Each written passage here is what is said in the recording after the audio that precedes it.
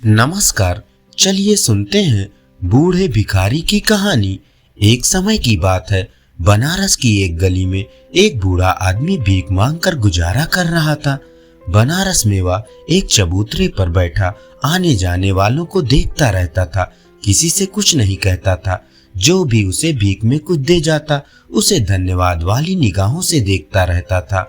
उसी गली से एक पंडित जी सुबह सुबह निकलकर गंगा स्नान के लिए जाते थे। जब पंडित जी जाते तो वो सो रहा होता। बाद में जब पंडित जी वापस आते तो वो वहां से हट जाता।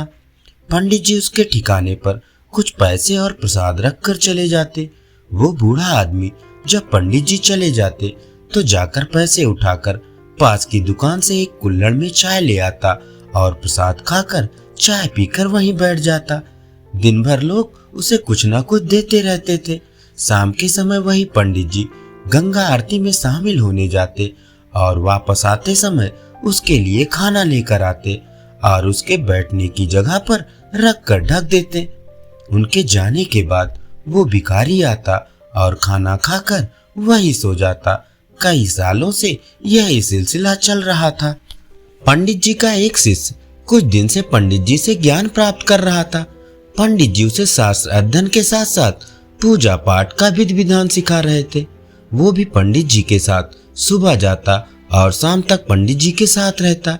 एक दिन दोपहर के समय पंडित जी विश्राम कर रहे थे तो उनके शिष्य ने पूछ ही लिया, गुरुजी, आप उस भिखारी पर इतने मेहरबान क्यों हैं? यहाँ तो बहुत से भिखारी रहते हैं, लेकिन आप उन्हें बिल्कुल भी दान नहीं देते। फिर इस भिखारी के लिए इतना कष्ट क्यों उठाते हो? पंडित जी ने जवाब दिया, मैं जब भी इसे देखता हूँ मेरा मन करुणा से भर जाता है।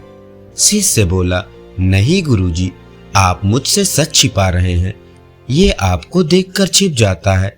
इसका क्या राज है? आज आपको बताना ही पड़ेगा। पंडित जी बोले, अच्छा, बहुत जिद करते हो तो सुनो। ये अपने समय में बनारस का बहुत बड़ा सेठ था। दिन रात पैसे कमाने में लगा रहता था। या न कभी पूजा पाठ करता, न कभी प्रभु का नाम लेता, न किसी को एक रुपया दान में देता था। इसके कोई संतान नहीं थी। एक दिन इसकी पत्नी ने घर पर पूजा रखने की बात इससे पूछी, तब इसने मना कर दिया।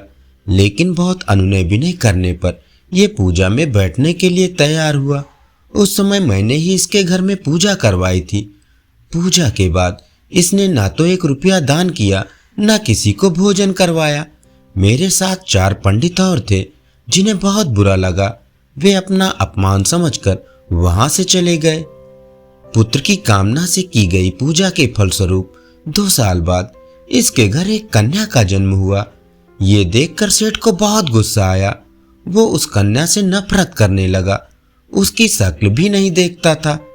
पत्नी के बार बार समझाने पर भी वो नहीं माना और इसी गम में उसकी पत्नी चल बसी।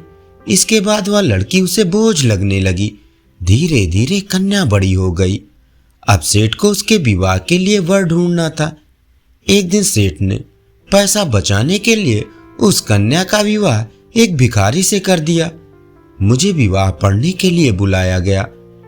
भिखारी को देख मैंने सेठ को समझाने की बहुत कोशिश की, लेकिन वो नहीं माना।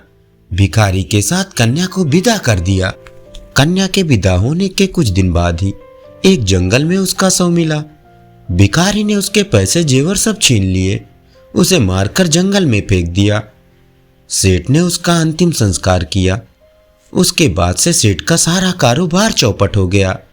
आज वो जिस स्थिति में है ये तुम्हारे सामने है। अपनी पत्नी और बेटी को याद कर ये रोता रहता है।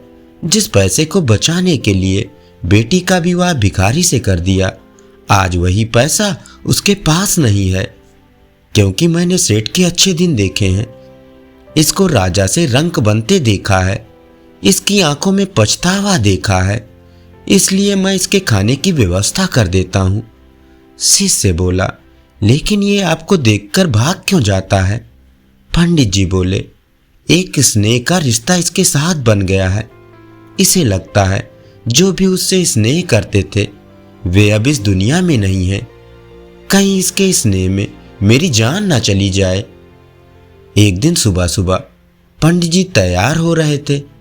तभी उस शिष्य ने बताया, गुरुजी, वो बूढ़ा भिखारी कल रात मर गया। ये सुनकर पंडित जी को बहुत दुख हुआ और वे उसके अंतिम संस्कार की तैयारी में जुट गए। धन्यवाद।